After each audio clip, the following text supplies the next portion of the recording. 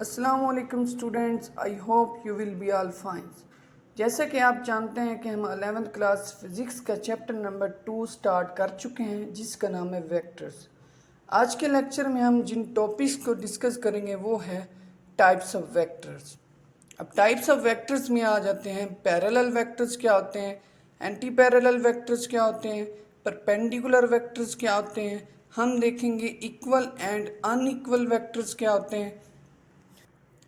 इसके बाद हम देखेंगे नल वेक्टर और यूनिट वेक्टर्स क्या होते हैं, और आखिर में हम देखेंगे पोजीशन वेक्टर क्या है।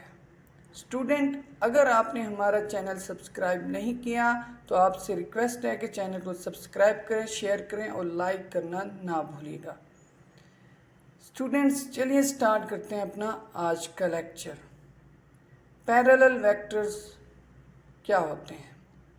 ऐसे वेक्टर जो एक ही डायरेक्शन में होते हैं उनको हम कहते हैं पैरेलल वेक्टर्स। एग्जाम्पल हम देखते हैं, आपके पास अगर दो वेक्टर्स हैं ए एंड बी, तो ये वेक्टर ए है और ये वेक्टर बी है। हम देख सकते हैं कि ये दोनों वेक्टर सेम डायरेक्शन में जा रहे हैं, तो ऐसे वेक्टर्स को हम कहते हैं पैरेलल वेक्टर्स।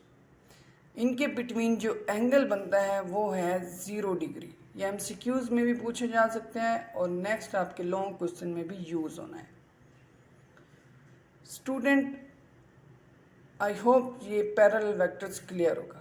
नाउ अब हम देखते हैं एंटी पैरेलल वेक्टर्स क्या है। ऐसे वेक्टर जो सेम डायरेक्शन में ना हो, यानी अपोजिट डायरेक्शन में हो, उनको हम कहते हैं एंटी पैरेलल वेक्टर्स। एग्जाम्पल हम देखते हैं, आपके पास दो वेक्टर्स हैं, एक ए है और दूसरा वेक्टर बी है। तो एरो से हमें पता चल रहा है कि दोनों क्या हैं, अपोजिट डायरेक्शन में हैं, तो ऐसे वेक्टर्स को हम कहते हैं एंटी पैरेलल वेक्टर्स। इनके बिटवीन एंगल बनता है वो है 180 डिग्री।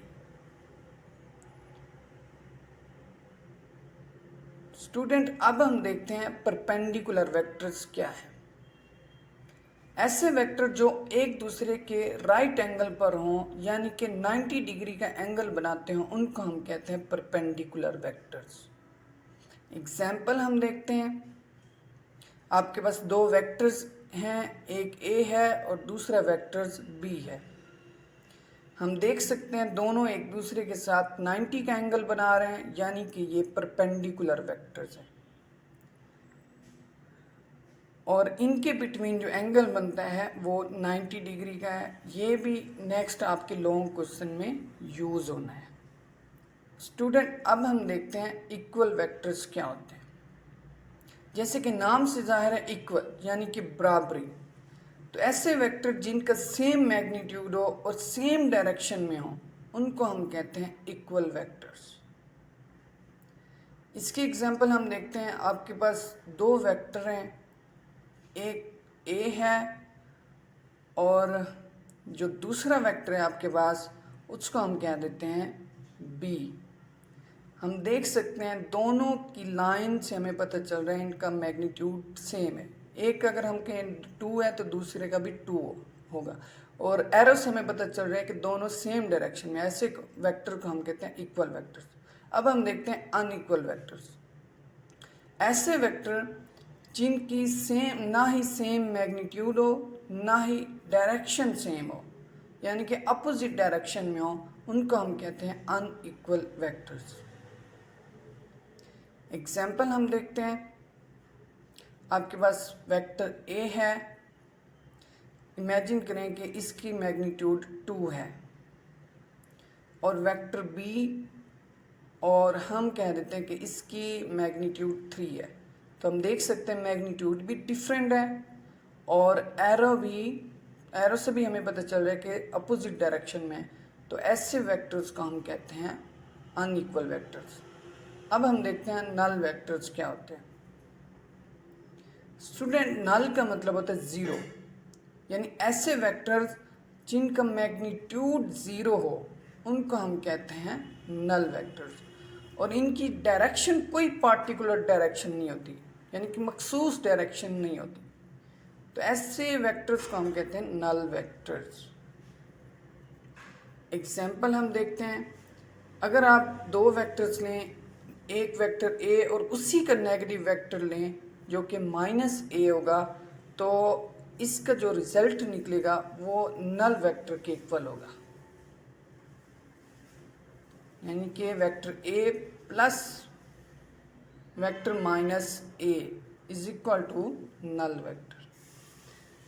जस्ट लाइक कि जैसे हम 2 + -2 करते हैं तो वो 0 के इक्वल आता है, इसी तरह नल वेक्टर भी 0 के इक्वल आता है। स्टूडेंट, अब हम देखते हैं यूनिट वेक्टर क्या होता है। ऐसा वेक्टर, अब यूनिट से सबसे पहले हम देखते हैं यूनिट से क्या मुराद है। यूनिट से मुराद होता है 1।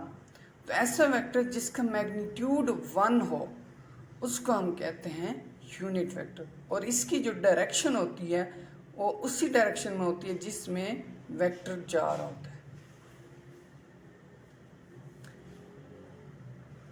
अब हम देखते हैं इसको डिनोट किससे किया जाता है। स्टूडेंट, इसको डिनोट करने के लिए हम इसके लेटर के ऊपर कैप लगा देते हैं।